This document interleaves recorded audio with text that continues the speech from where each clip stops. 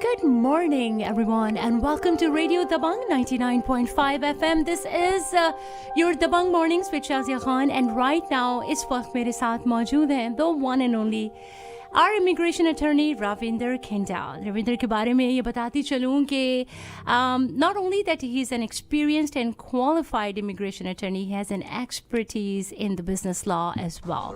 Immigration laws are always changing, as we all know, and especially during uncertain political climate.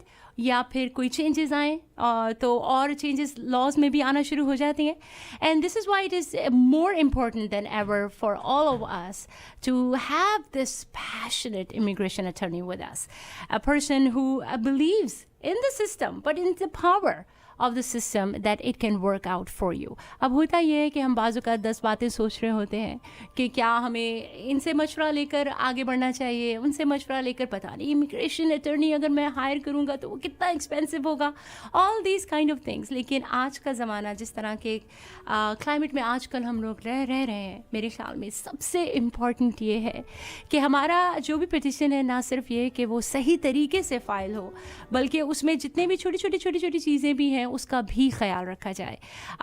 We don't want कि कोई भी delays हों या फिर God forbid कोई रिजेक्शंस आ जाएं. इसके अलावा बहुत से केसेस ऐसे होते हैं जो बिगड़ चुके होते हैं या फिर आपको सेकंड ओपिनियन चाहिए होता है. उसके लिए भी आप कंसल्टेशन के लिए कांटेक्ट कर सकते हैं. You can call the Ravinder Khinda at 713-999-6220. Also check out their website, kindalaw.com. This is an honor, of course, whenever Ravinder comes on the show. It is not only informative, it is actually quite fun. So I would like to welcome one and only Ravinder Khinda on the Bang Mornings. Good morning. Good morning, Shazia. Thank you for having me again.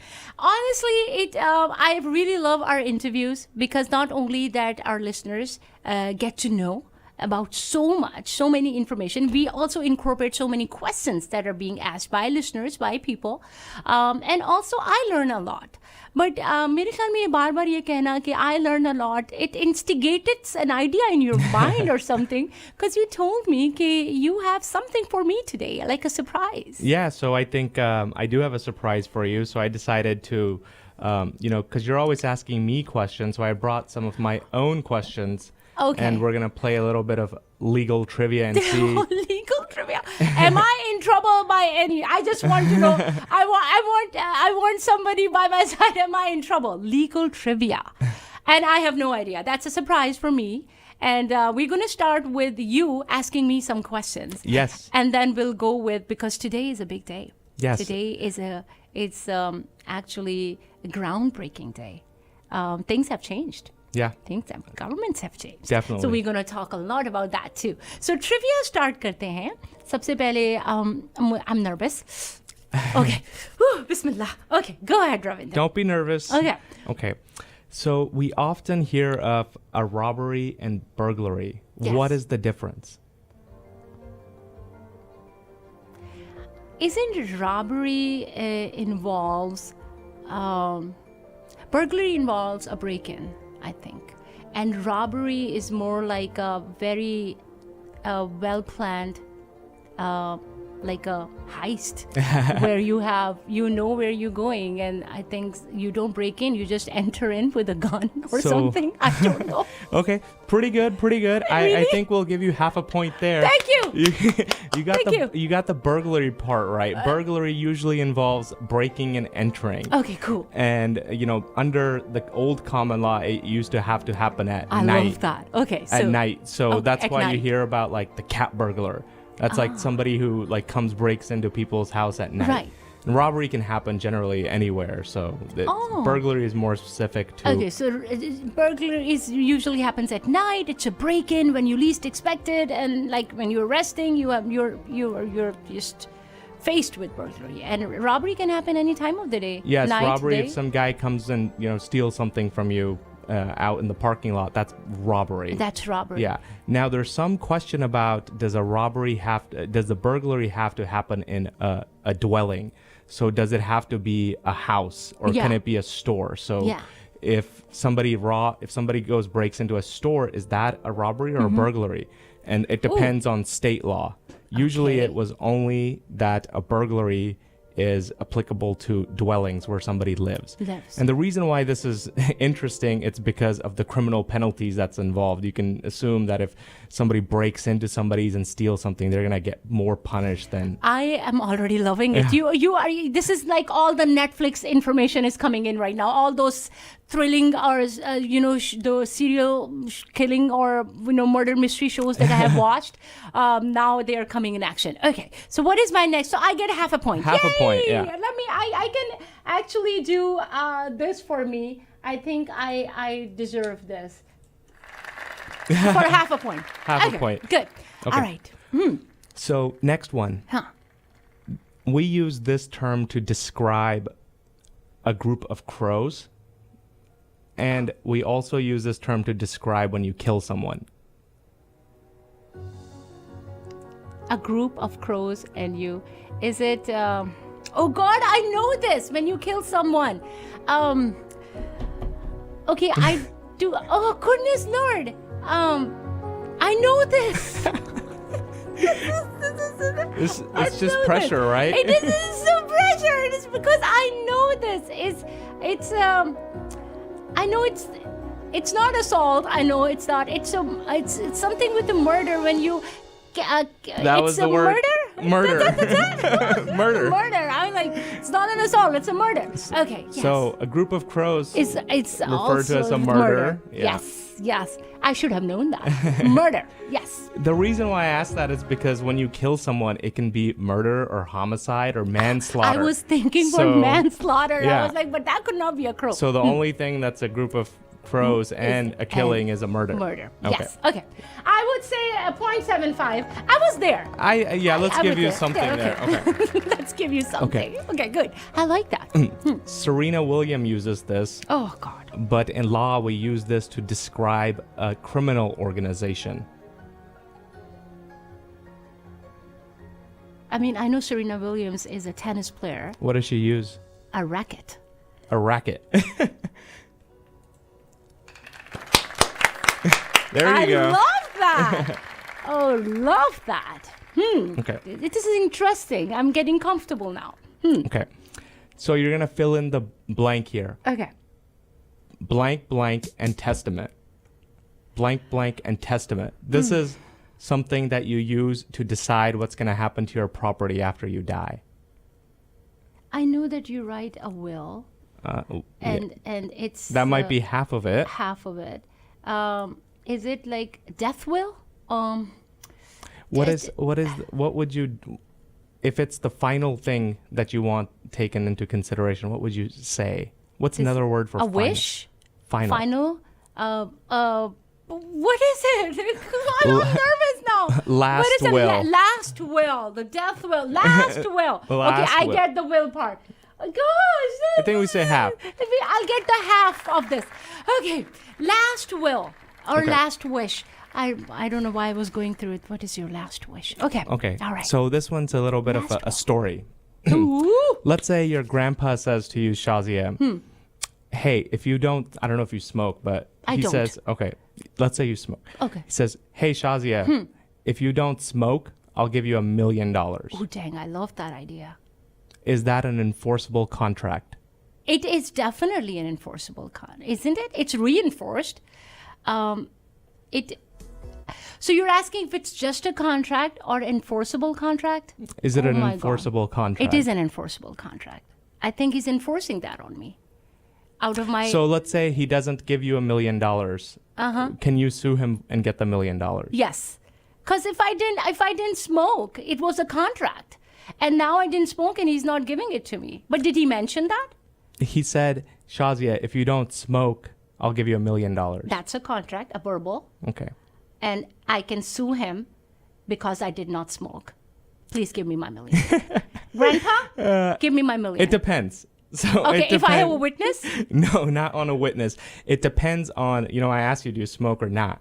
So it depends on whether you smoked or not. So if I was a smoker, I can claim my $1 million. Yes. And if I don't smoke anyways, then you wouldn't be able to. Oh. Because this is the principle of called consideration. For there to be a valid contract, both parties have to give up a legal right. one legal right is money. The other legal right is your ability not to smoke. But if you never did it, then I'm not. You're not giving up anything. I'm not giving up anything. Okay, I smoke for $1 million.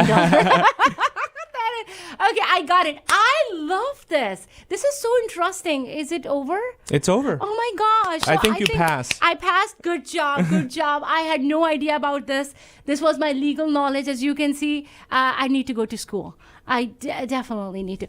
Next time you're going to come, I'm going to bring some trivias from my field. And it will be so cool. No, I actually like this. Okay. We can actually do that. That would be so cool. But that was the trivia part of my interview with Ravinder Khinda. Ravinder, this was awesome. I totally enjoyed it. Loved it. It was interesting.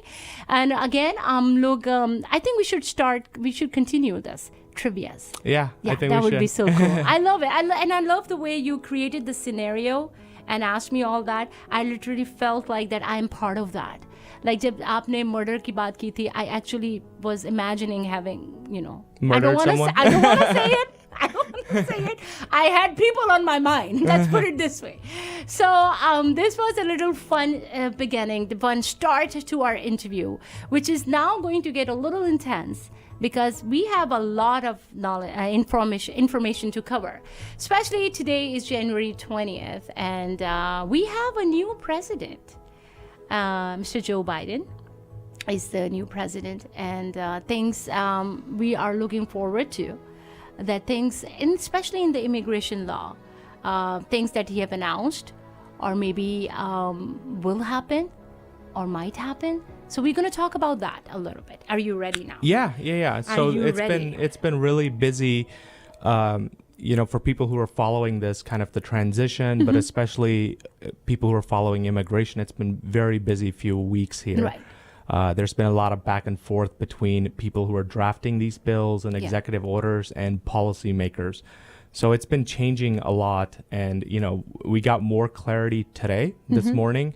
And I've been following that. So what we have and what we'll cover is going to be kind of the latest information. So if, listeners heard something yesterday or 2 days ago, it might be a little different today. Wow. And, in a couple of days? Because, you have to understand that this is currently, a lot of this legislation is being drafted. It's being, still negotiated. Right. So it's a working document until it's, voted on by Congress and voted by Senate and finally signed into law. It's all subject to change. Yeah. But with that said, we have more clarification now on the major aspects of it, and generally those major aspects they tend to stay in large pieces of legislation like this. So, Ravinder, I will start with this. So we are hearing that Biden is going to introduce a huge immigration bill soon. I mean, it's all over. जो भी आप social media उठाकर देख लें, कुछ भी, we are all talking about it. What do we know about this? Yeah. So, one thing we do know is that he is planning to send this to Congress today. Wow. So they're putting on the final kind of touches on it. They're negotiating the final aspects of it. And there's few key pieces of it. And I would say the biggest piece of it that most people are excited about is this pathway to citizenship for undocumented people here in the U.S. Right. And what that calls for, it says that, hey, if you're here and you don't have any legal status, so I think people that have, a valid B visa or something like that, they would not be counted in this, right? If their visa expires after this date, they don't, and they overstay, they're not counted in this. But people who don't have legal status on January 1st, 2021, they would be eligible to apply for consideration. And what the consideration would do is say, hey, tell us your entire, background, your criminal history, and all of this investigation that they're going to do. Right. And if you pass all of that for the next 5 years, you're going to be in deferred status. Okay. Meaning you're not going to have, you're not going to be, let's say, here on a visa. You're not going to have any type of permanent status yet, but the government's gonna say, hey, we're gonna let you stay here for 5 years and see how you do. In that 5 years, they want you to pay taxes. They want you to pay certain fines. They want you to work. They're going to give you work authorization. So you got to comply with all these laws. There might be some requirements that you have to, submit some documents yearly, every other year or something like that. That's negotiable. After the 5 years, you can now apply for a green card. Okay. And, again, saying that you have met all of these other requirements and have been a good citizen since we gave you this deferred status. Right. You stay on that green card for 3 years, and then after 3 years, you can apply for citizenship. Yes. So that is the process, and that is what's being offered right now. And this could potentially cover 11 million people. Wow. A large number of people. A ray of hope for many. Real hope, yeah. Yeah. So, but the thing is, though, it sounds great. It looks great. But how likely is it to pass and become effective? Because sometimes we get super excited about a bill, and then it dies. Yeah. So how you think that how soon will people actually see the changes or the benefits from this? And do you think how soon it could pass and be effective? Yeah. So right now there's a good, very strong possibility that a bill with these characteristics will pass and get enacted into law. And the reason why that is, it's because Congress, Democrats control Congress, right, and the Senate is split 50-50. Okay. So even if no Republican senators vote for this, right, Kamala Harris could be the tiebreaker and vote in favor of passing this. Yes. So if there's a tie in the Senate, the vice president breaks that tie by vote. And then it would go to Joe Biden for signature. This is great. So we are quite hopeful that this will actually I think pass. Everybody who's watching this, studying this, is very hopeful that this is gonna something's gonna come out of this. Now, what nobody can guarantee is what are gonna be things that the Biden administration is gonna have to give up in this bill, because this is not the only piece of this bill. There's other pieces of this bill. Okay. One of the other big pieces is the H-1B visas. Yes. Right. Yeah. So under that, the proposal changes to that requires, it gives, now it's a very high level jobs that generally qualify for H-1B visa, and they want to give some preference to lower wage jobs. Okay. So you think about farmer workers, or janitorial type jobs, like things like that, like lower wage jobs. So that's one thing that they want to do. They also want to remove the country cap on it. So each country is now capped. Yeah. The other thing that they're have proposed, this may or may not be in the bill that goes to Congress today, is changing the date and the ways that you apply for the H-1B. Because right now you have to apply, I believe it's like April something is the date, and they all open then, and then they all close like this. An hour. Yes. Yeah, it's all done. So those are seen a little bit unfair, and it's not very clear on the exact mechanisms that they're looking at to fix that, but it's in there as of today.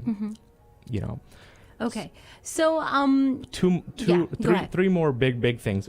And in the same bill. This is all in the same bill. Same bill. Yeah. There's actually other stuff in that bill, but it's gonna be like a 1,000-page bill. It's gonna have a bunch of different stuff. Because when you write these bills, what you do is you take the existing law as it stands, and you cross out. You literally they cross out what's written in the existing law and insert a new one. Yes. So these bills, you have to understand the existing law, and you have to understand what's being crossed out on how that is, coming together. Right. And, sometimes that can be a little confusing. Sometimes it can be wrong. Like the intent of the drafter cannot function accurately. That happens all the time. The other big piece is asylum. People who are claiming asylum here, generally they have 1 year from the date that they come into the country to claim asylum. Yes. This would get rid of that 1 year requirement. And they're still in negotiation on how long they would have. There would have to be some cap. You couldn't possibly leave that open forever. Forever, yeah. You have to declare it. Yes. You would have to declare it. Yeah. So the 1 year, timeline to declare asylum would be expanded. Okay. That's one other thing. Yeah.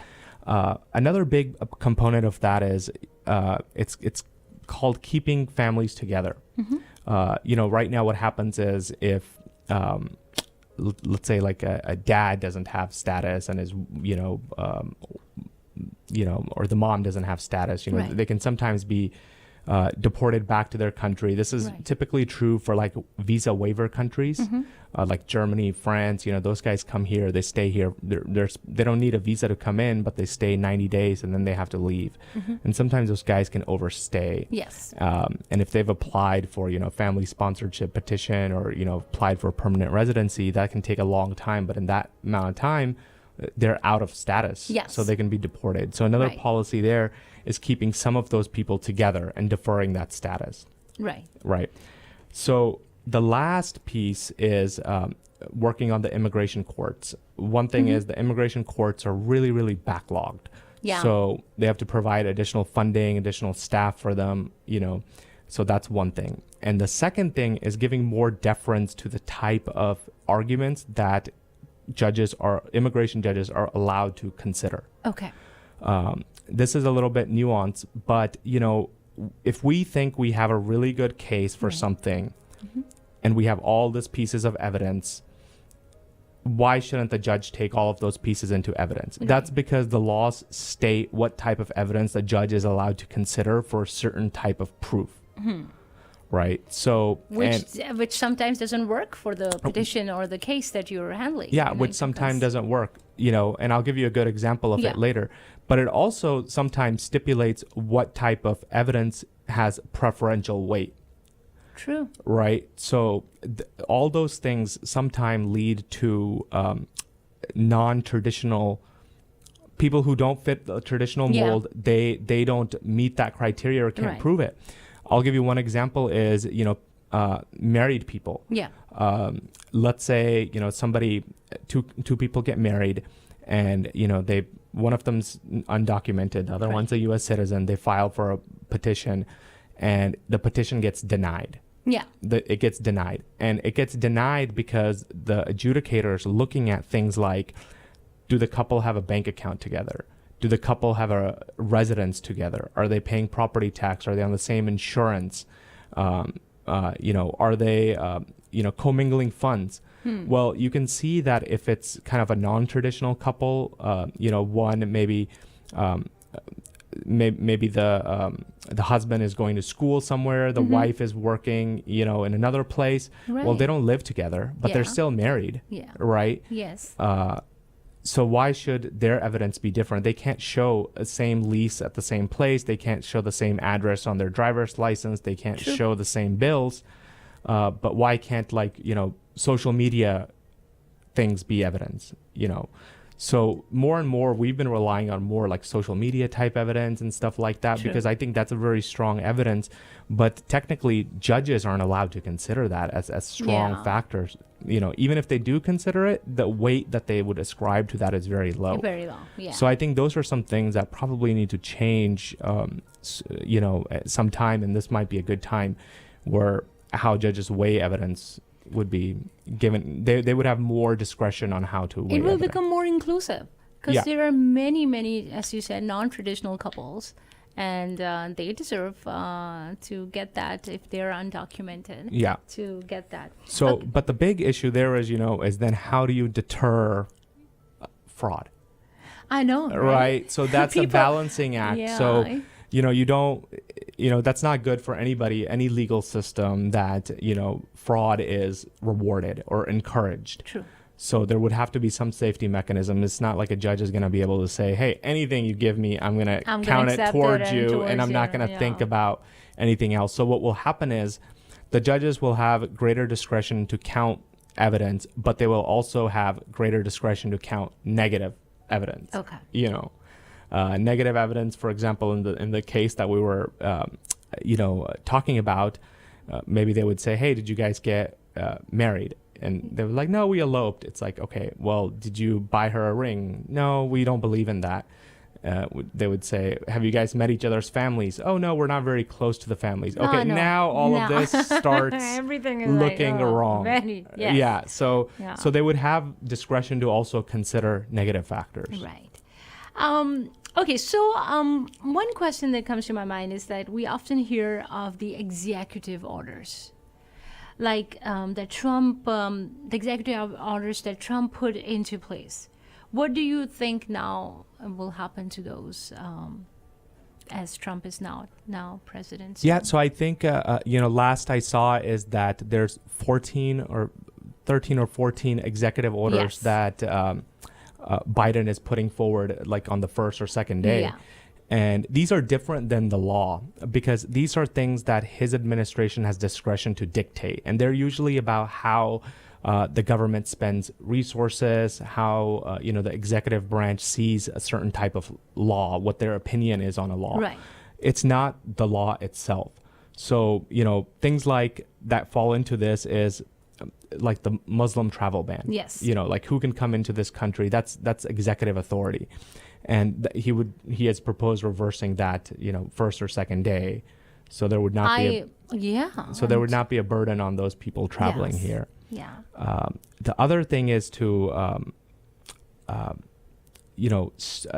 continue DACA and expand DACA, but that might get lumped into this piece of legislation that we talked about earlier.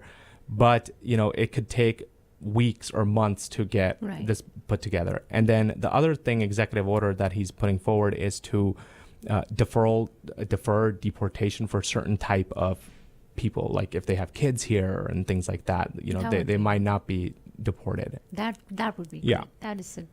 That's a good thing. But my question, and the big thing, the wall. So he said he's going to put an executive order to stop funding for the wall and redirect that funding. I don't know if you recall, like one of the first times we spoke, we talked about all of this, right? And it's like now coming full circle, and so it's great. I can see the smile on your face while you're talking about it. It's like, did you by any chance write those executive orders or something? Because you are like, okay, no, this is going to happen. This is going to, and I love that enthusiasm, especially coming out as you have a law firm. But the question is your law firm ready for all these regulations and these changes that's happening? How are you preparing your law firm for this? Yeah, so, we've been very proactive in following, as evidence here in this interview, we've been following this for a year, not just like today. So you can't come up to speed on something like this in one day. So we've been studying this and, we continue to study it. And as soon as the laws are finalized, I'm training myself, I'm training staff, and we're putting into mechanism on the new application processes that are going to come, the new legal requirements that are going to come associated with those. So we're getting ready for that. But we're also, people have been reaching out to us who have unique circumstances. And for the past 6 months, I've been saying, hey, let me take notes on your circumstances. Yeah. And I think things are going to change. And if they change, we'll contact you. Is that okay if we contact you, let's say in 6 months or a year? So a lot of people said yes. So, we have a list of, several people that, we're going through, checking their facts. What do they qualify for any of these benefits that are going to be coming forward? And as soon as we can confirm that, we'll be reaching out to those people and, seeing how we can help them. And this is what happens when you hire an immigration attorney or an attorney in a good, reputable law firm. And for that, I must say, you can either go to their website, kindalaw.com, or you can call them, 713-999-6220. So I wanted to plug that in. I think that's, I have interviewed you many times now, and you are not only accessible, your credibility speaks for itself.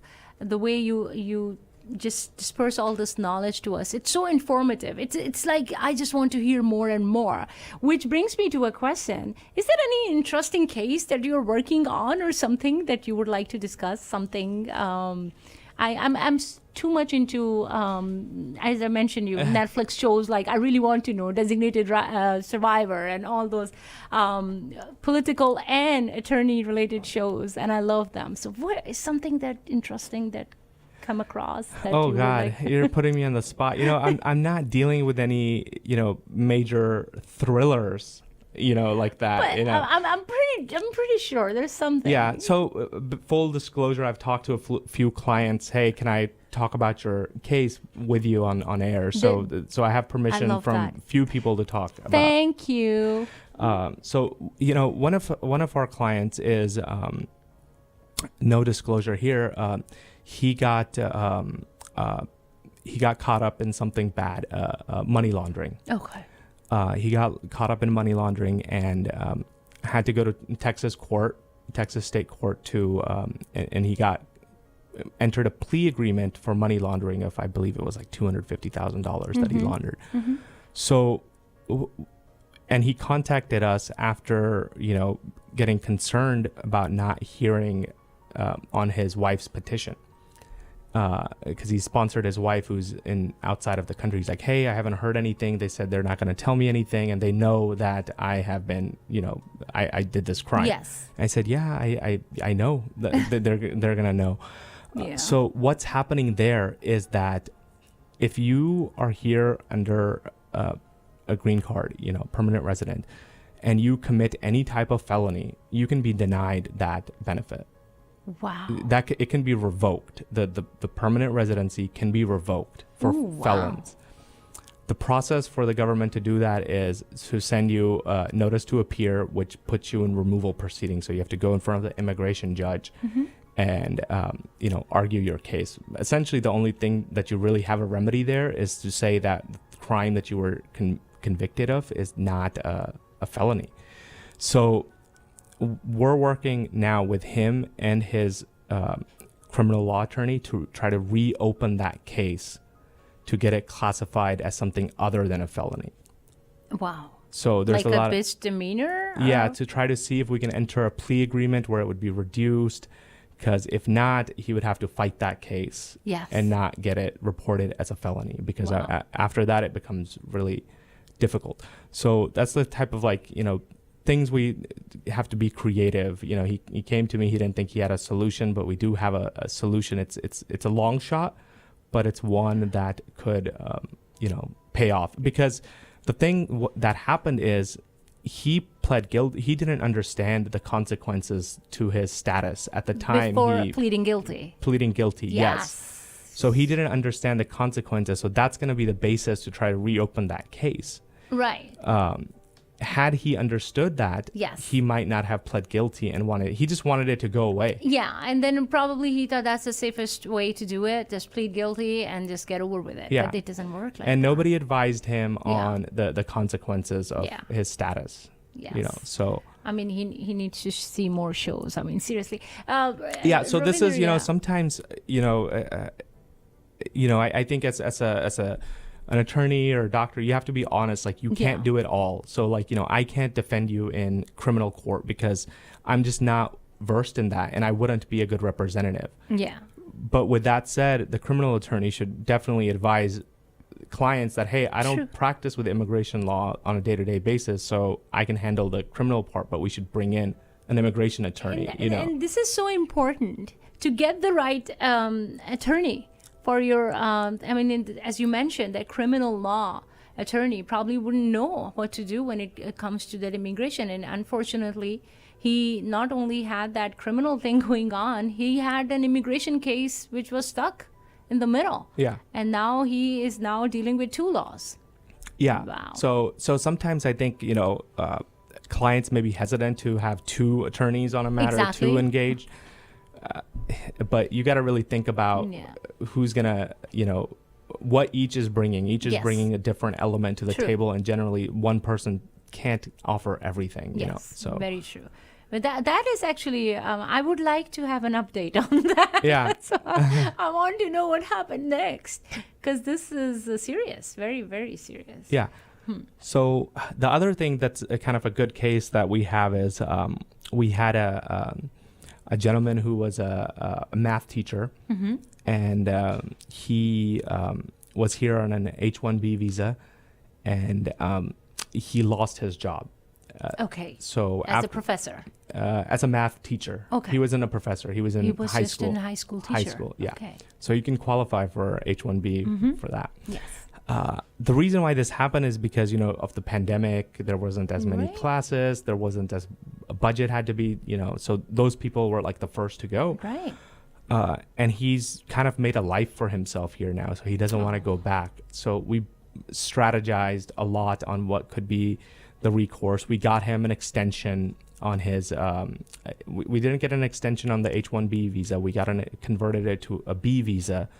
So we got him about, a year total to stay on that. And in the meantime, we started working with him to apply for an EB-2 visa. And that's a visa for foreign nationals wanting to do business here. So, his business is tutoring. Yes. So he's going to open a tutoring school.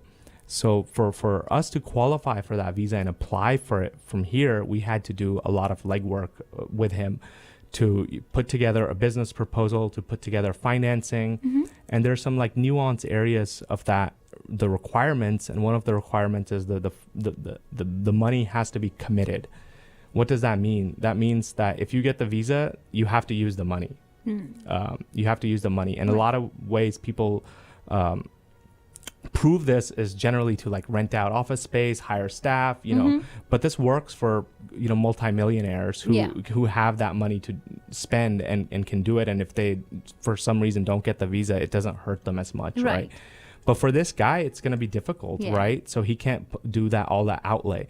So what we did is we structured an escrow agreement where he put certain amount of money in there, and it wasn't like a lot. It wasn't like, it was less than $50,000 that he put in there. And the escrow agreement said that if he gets this visa, the only way this money can be used is towards the tutoring school. Certain amount of the money is going to be used for rent, other amount of the money is going to be used for supplies, other amount is advertising, other operational stuff like that. So the escrow is not going to release that money to him to use for other things. And some of them, they actually have to pay directly to the landlord, So that we filed for an expedited review, which you could get in 15 days for That's that good. Gentleman. And we just got back positive news Yay! last week. So I'm so glad. I'm so glad it worked for him. I'm so glad. And again, if you have a question, Ravinder is live with us. We are live on Facebook, Radio Dabang Facebook page. You can check us out there. If you have any question, Ravinder himself is in the studio right now. We would be more than happy to answer you right away. So if you have an immigration related question or any business law related question, you can, of course, send me either via WhatsApp or just write your question on our Facebook video that we are having right now, the live feed. You can do that there, and we can attend to your question, and maybe Ravinder can respond to it right here, right now. Yes. And again, as Ravinder mentioned, a couple of his cases, they're really interesting. You can also speak with him or contact his law office, and that is kindalaw.com. This is their website. You can check them out, or you can also call them 713-999-6220. इन सब interviews का मकसद यही होता है कि अगर आप किसी ऐसे इमिग्रेशन के मसले से या बिज़नेस के मसले, बिज़नेस लॉ जहाँ पे इन्वॉल्व हो जाए, उससे गुजर रहे हो, तो आपको अकेला ये सब कुछ हैंडल करने की ज़रूरत नहीं है. अब वो ज़माने नहीं रहे कि जहाँ पे रिश्तेदारों से पूछ लिया, इधर से मदद ले ली, इधर से राय ले ली, हमारे उनके साथ ऐसा हुआ था, तुम भी ऐसे करो. अब छोटी सी गलती जो है वो काफ़ी महंगी पड़ जाती है, चाहे वो महंगा आपका वक्त, कीमती वक्त ज़ाया हो, या फिर आपकी पूरी पिटिशन ही जो है वो लोग रिजेक्ट कर दें. ऐसी सूरत में इम्पॉर्टेंट ये है कि इमिग्रेशन अटर्नी आपके साथ खड़े हों, आपके केस की मजबूती के लिए भी और आपके लिए भी, कि जहाँ पे आप कॉन्फिडेंटली अपने आप को और अपने केस को रिप्रेजेंट कर सकें. kindalaw.com is their website. Kinda Law Firm. The number is 713-999-6220. Tell me, Ravinder, how excited you are to start this new year. And I know with all the changes, and as you said, your firm is very proactive in all these things and prepared to handle. There will be a lot of cases coming towards you, and there's so many changes coming. तो ये सब जब changes आती हैं, तो how quickly, and I know you've been following it for a year now, लेकिन इन सबको implement करना और बार बार reference के लिए ये सब कुछ भी तो होता है because एकदम से change आ गई and now you cannot imply that and you need to implicate something differently. So पूरी training, are there any training classes that you guys just send your fellow lawyers or attorneys who are working with you or your staff members? How do you do that? Yeah, so, we have to, as attorneys, we have to learn the law on our own. Okay. we have to read the bill, we have to read the statutes, and understand what it means. We might use some other materials to help explain what things mean, but that burden's on us. Nobody's going to teach it to you, And is there any bar exams that you guys take every now and then, or is it just one time you take it? It's one time. One time. After that, we have to do what is called continual legal education requirements. Wow. But those don't really, it's not teaching you law, right? It's practical experience, right. Things like that, giving an update on how things are moving in a certain area of law. But for example, this bill comes forward, I'm going to have to learn it. I'm going to have to figure it out on my own. And I'm going to have to come to certain conclusions about the scope of it, who it covers on my own. I'm not going to rely on, somebody else to tell me. Right. Google or whatever. So yes. I have to read it in the bill. I have to believe that it's in the bill. And sometimes, there's little areas of nuance, what certain terms mean, or, right. What does, for example, what does a felony mean? Is it a felony under state law, federal law, things right. like that? So I have to research and come to that conclusion. But the big, I think your question was, how long is it going to take us to come to speed on this? I would say relatively soon, but we never stop. Once we come up to speed, we can't just stop. Yes. It's a continual reference. Each person's case is different, and before I consult or give an answer to anybody, I go back and check if my understanding is correct, because oftentimes just few words can be the difference on how, for example, we're talking about you got to be here for 5 years. Yeah. Right, to get your green card under the proposed bill. Well, what if you leave the country? How will you leave the country? Will that be counted towards your time, or will that not be counted towards time?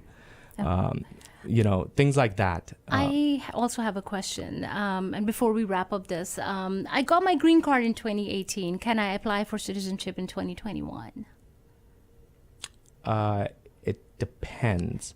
It depends if they met there's going to be some requirements on physical presence, how long they've been in the country. They have to be here for at least half of 5 years. Okay. So that would be one thing we'd look at. How long have they been in the country? That's a 5-year continual residency requirement in the country. And then of that 5 years, you have to be here for half of the time. In certain cases, you can apply a little bit early. You could apply 90 days early from that 5-year requirement, and then days that are for physical presence are counted after that. Okay. So I'd have to talk to them and kind of get a little bit more on their background to find out if they qualify. I would encourage you to contact Khinda Law Firm at 713-999-6220 to talk more in detail about your case. Yeah, but it sounds like from what they've described, yes, probably. Probably, yes. Okay, so I think it was a pretty good segment, and started off with my trivia. You put me on spot. I love it. I'm going to be more prepared next time. Yeah. I'll be before you will come, I will just go ahead and prepare myself. There is another question. As a fiance apply procedure, faster than as a wife. I think that's what they're saying. I got it. So they're saying should they apply for a fiance visa for their, fiance, or should they marry them and apply for a marriage petition? Spouse visa. So it depends. If you want speed, fiance visa is the way to go. Okay. That's the way to go. You'll be here within, the fiance will be here within 6 months, 7 months. And then once they come here, you guys can get married here and apply for his permanent residency. If you marry the person outside of the U.S., that's going to be at least 12 months right now for them to come here. Okay. But the fiance visa, sometimes people are a little skittish about it because it is a little bit more money. It's a little bit more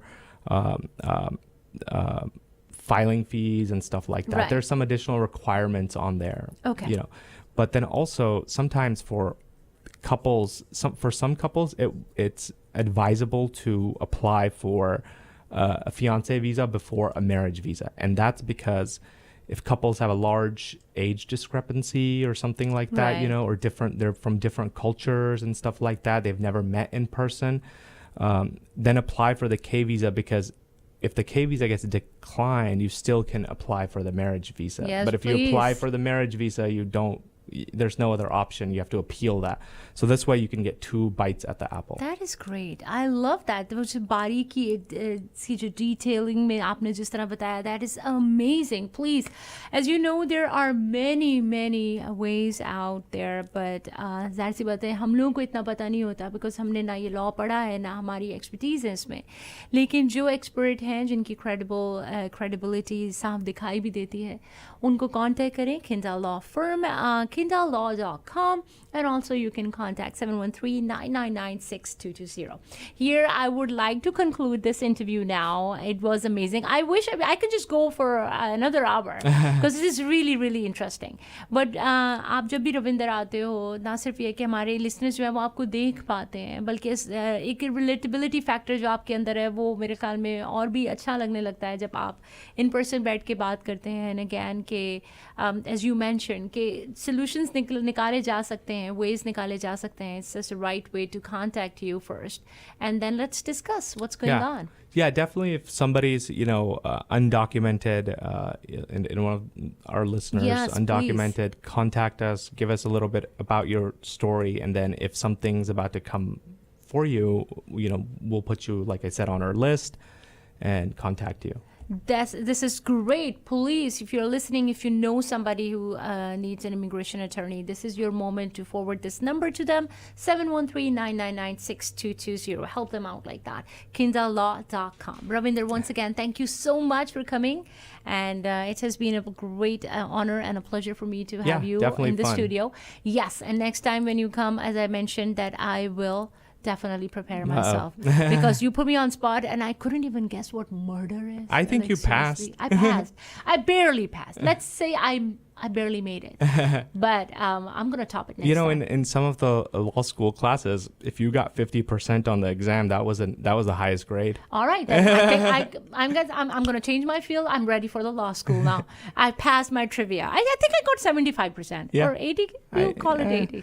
I like to stay in the B's. I don't like B's. I never got B's. I don't like to give grades like that. I just say pass. I'm getting so obsessed about it. Pass or needs work. You know? I would say I passed. Good. Because I don't like B's. I like A's. But I passed. This is great. Thank you so much, Ravinder. Once again, thank you for coming in the studio. And this is Ravinder Khinda, as you all know now. Ravinder Khinda, you can contact again. khindalaw.com is their website. Or you can call them 713-999-6220. Thank you. Thank you, Shazia. Thank you. Bye-bye.